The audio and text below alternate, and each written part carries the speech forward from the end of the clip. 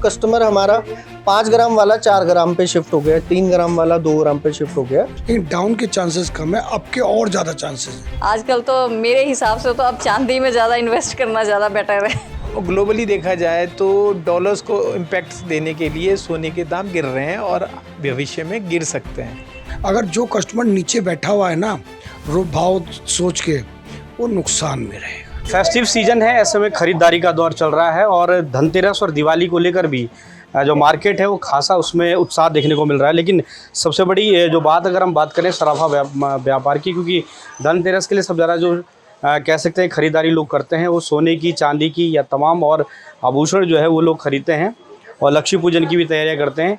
इसमें सबसे बड़ी बात जो अभी लोगों के बीच में जो निकल कर आ रही है वो ये है कि क्योंकि सोने के जो दाम हैं, जो भाव हैं वो बढ़ रहे हैं, उसको लेकर क्या कुछ सराफा बाज़ार में देखने को मिल रहा है। हमारे साथ सराफा व्यापारी हैं। आपसे सर सबसे पहले आपका स्वागत है। ये जानना चाहेंगे सर कि जो सोने के दाम बढ़ रहे हैं उसको लेकर क्या बाज़ार में अभी तक क्या उसका वो देखने को मिल रहा है?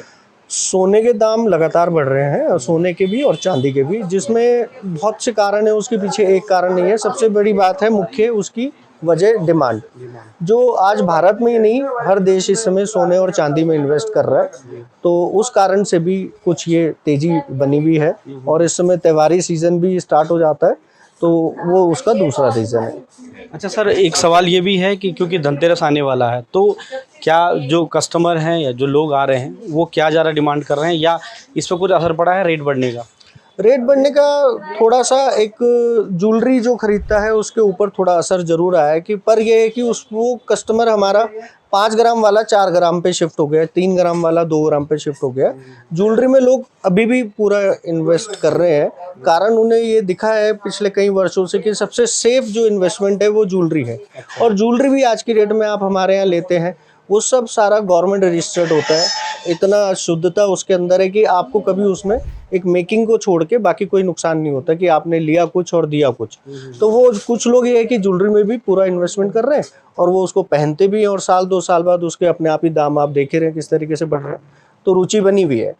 एक सवाल ये भी है, आज कुछ खबरें ये भी हैं कि आने वाले समय में जो है जो सोने के दाम है वो गिर सकते हैं, या इसको कहें अफवाह कहें या फिर जो लोग इसको प्रायोजित कर रहे हैं। आपको क्या लगता है इसको लेकर आप क्या लोगों को जागरूक करना चाहेंगे? जो सोने के भाव को लेके अफवाहें चल रही है या ये सोशल मीडिया पे ही लोग देख के इस चीज़ को आगे बढ़ते हैं, उसमें आपको कुछ ऐसे भी देखने को मिलेगा। कोई बोलेगा कि आपको कि सोना बहुत तेज़ होने वाला है, कोई बोलेगा बहुत डाउन होने वाला है। मैं उनसे, जो लोग उन रील को देख के चल रहे हैं, मैं उनसे यही बस आग्रह करूँगा कि आप जो भी इन्वेस्टमेंट करना चाह रहे हैं गोल्ड में, सिल्वर में, वो थोड़ा अगर आप लंबे समय को सोच के करें तो सोना चांदी आपको कभी नुकसान नहीं देगा। जो ये उठापटक का दौर चल रहा है इस समय, इसमें ज़रूर है कि कोई सोचे कि मैं आज मैं सोना खरीद लूं और 1 महीने बाद बेच दूं, तो उसमें वो रिस्क बना हुआ है। मान लीजिए आज अगर 1.5 महीने में सोना 25,000 रुपये और 1.5 महीने में चांदी अगर 50,000 रुपये बढ़ी है, तो हो सकता है कि 10-20 हज़ार रुपये ऊपर नीचे फिर वापसी कर दे।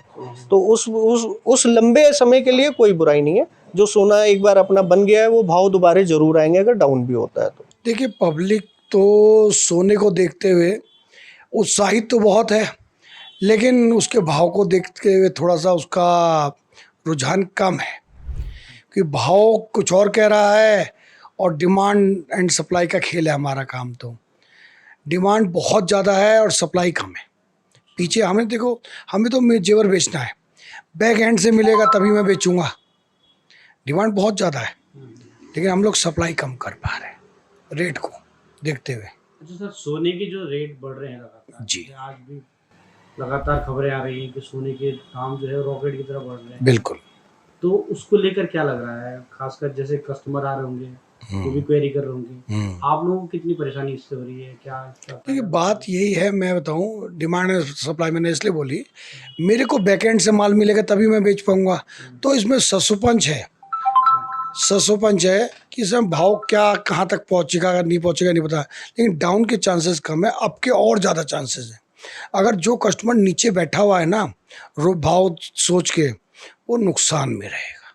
अच्छा, नीचे जाने के चांसेस अगर 10% ऊपर जाने के 30% चांस। तो जो ये जिस तरह की अफवाह या ये कहीं खबरें चल रही थी, तो हो सकता है आने वाले समय पे डाउन भी हो मार्केट। देखिए, अप एंड डाउन, जो सीढ़ी ऊपर जाती है वो नीचे भी आती है, लेकिन टॉप की सीढ़ी पे आदमी चढ़ना चाहता है, बॉटम पे कौन जाना चाहता है? तो जो लोग इन्वेस्ट करना चाह रहे हैं उनको आप क्या राय देना चाहते हैं?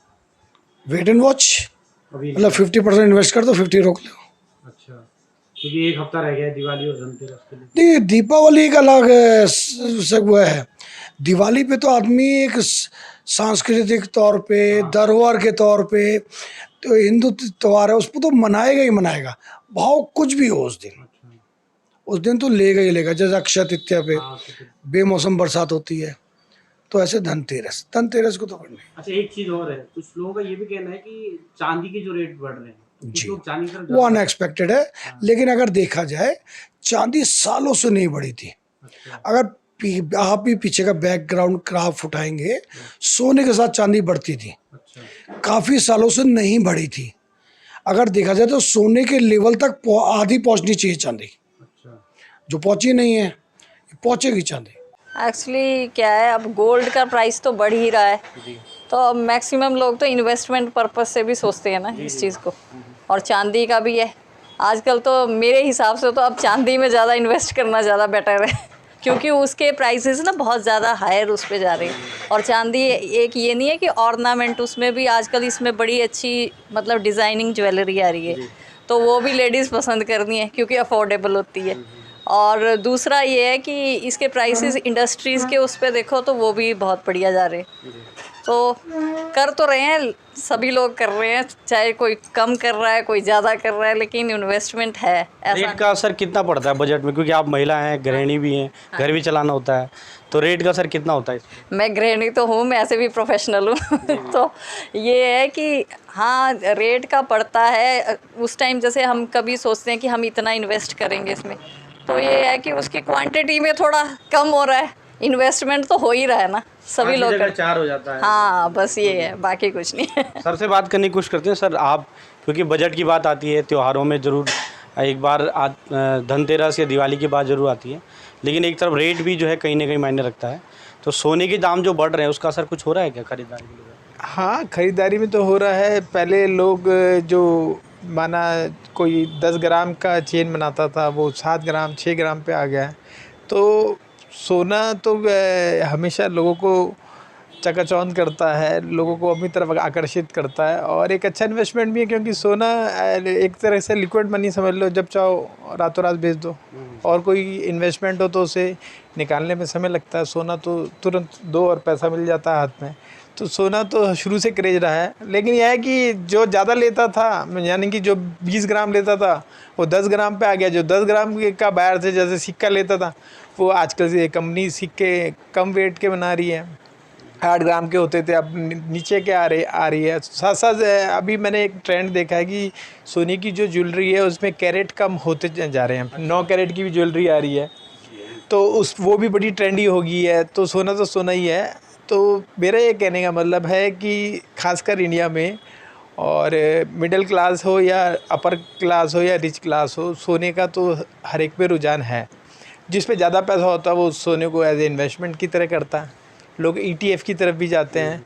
लेकिन फेस्टिविटी सीजन चल रहा है, तो उसको देखते हुए लोग सोने से अपना मुँह तो छोड़ नहीं सकते। चाहे कम ही लें, लेकिन सोना ज़रूर लेना पसंद करते हैं। अच्छा, आखिरी सवाल ये है, जैसे एक ये भी आ रही है कि आने वाले समय में जो रेट हैं वो गिर सकते हैं, तो क्या आपको लगता है इसमें इन्वेस्ट करना चाहिए लोगों को? नहीं, इन्वेस्टमेंट पॉइंट ऑफ व्यू में तो चांदी में ज़्यादा इन्वेस्ट करना चाहिए, क्योंकि चांदी के रेट बहुत तेज़ी से बढ़ रहे हैं। सोना गिरने की पोजीशन ये है कि ग्लोबली देखा जाए तो डॉलर्स को इम्पैक्ट देने के लिए सोने के दाम गिर रहे हैं और भविष्य में गिर सकते हैं।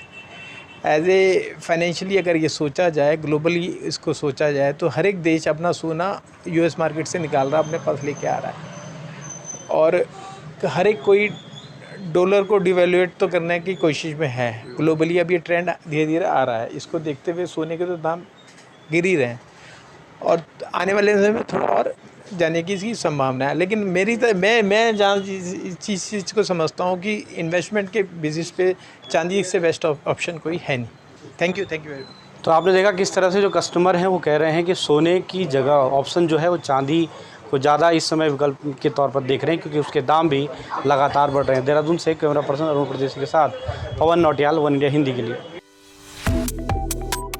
Subscribe to One India and never miss an update. Download the One India app now. India.